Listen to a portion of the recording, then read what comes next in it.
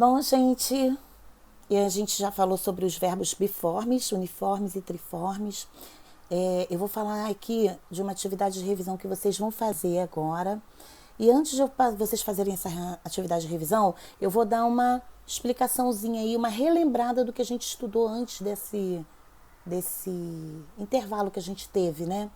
Bom, a gente falou sobre o simple future, né, da língua inglesa.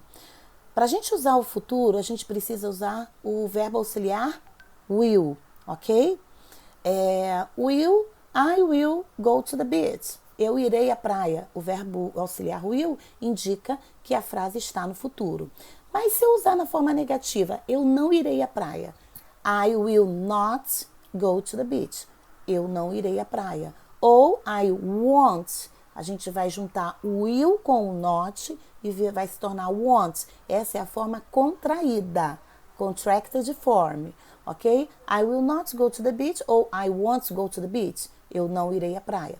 E a forma interrogativa? Will I go to the beach? Eu pego o verbo auxiliar, jogo no início da frase, troco de lugar com o pronome, ó. I will, troquei de lugar, will I. Will I go to the beach? Eu irei à praia. Então, essas são as três formas do futuro, né? Afirmativa, negativa, interrogativa, lembrando sempre do verbo auxiliar will, ok? Bom, no inglês britânico, geralmente a gente usa o shall ao invés do will, a gente estudou isso também. E os advérbios? Os advérbios do futuro, qual que a gente usa? Amanhã, hoje à noite, né? Daqui a 2 meses, daqui a 3 anos. Isso tudo que se refere ao futuro, né? Ou seja, tonight, tomorrow, in two weeks, in 2 years, next month, next week, né? Na próxima semana, no próximo mês. Esses são os advérbios que a gente usa para o futuro. Vamos lá. A gente falou também sobre o verbo to be, que significa ser ou estar, né? E a gente usa o verbo to be para informar a idade, a gente usa o verbo to be para dizer de onde nós somos. É um verbo que a gente está usando constante, o verbo ser ou estar na língua inglesa, que é o verbo to be. E o passado desse verbo to be é was e were, né? I am, passado de I am, I was. You are, passado de you are, you were, ó. I am, eu sou. I was, eu era. I am, eu estou. I was, eu estava. You are, você é. You were, você era. You are, você está. You were, você estava. You were at home. Você estava em casa. You are at home. Você está em casa. Sentiu a diferença presente, passado? A gente viu isso também. Eu estou querendo aqui relembrar muita coisa para vocês. Bom, a gente viu também o tempo verbal present perfect tense.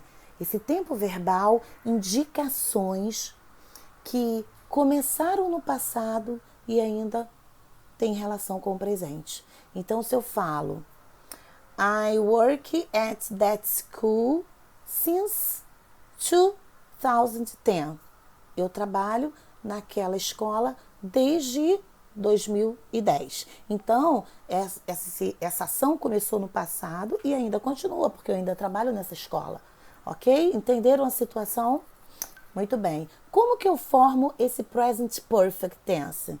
Ele é formado pelo sujeito, o praticante da ação, pelo verbo have ou has, ou seja, have eu vou usar para I, you, we e they.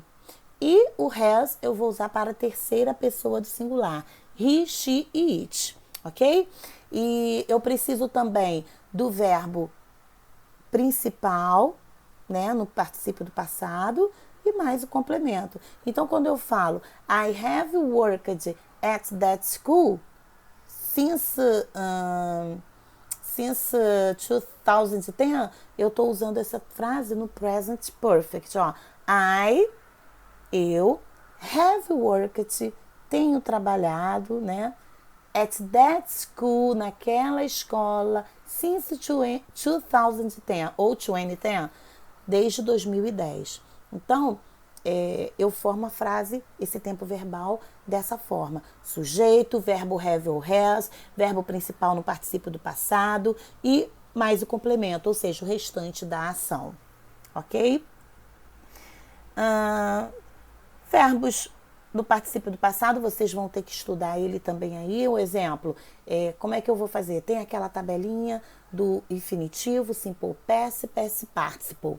Então, se eu falo o verbo ir, go, go, went, gone, a tabelinha. É um verbo triforme. Lembra do outro vídeo que eu falei sobre os verbos biformes, uniformes e triformes? Então, é um verbo triforme. Então, ó, verbo go, go, went, gone. Ir, foi, ido. Ok? O verbo comer. Eat, ate, eaten. Comer, comeu, comido. O verbo see, que é o verbo ver. See, saw, seen. Ver, viu, visto. E make. Verbo fazer no sentido de criar algo. Make, made, made. O verbo make já é um verbo biforme. Tá vendo? Porque as duas formas dele, no simple past e no past participle, são iguais. Então, make, fazer. Made, fez. Made, feito. Ok? Espero que vocês tenham curtido e gostado dessa explicação.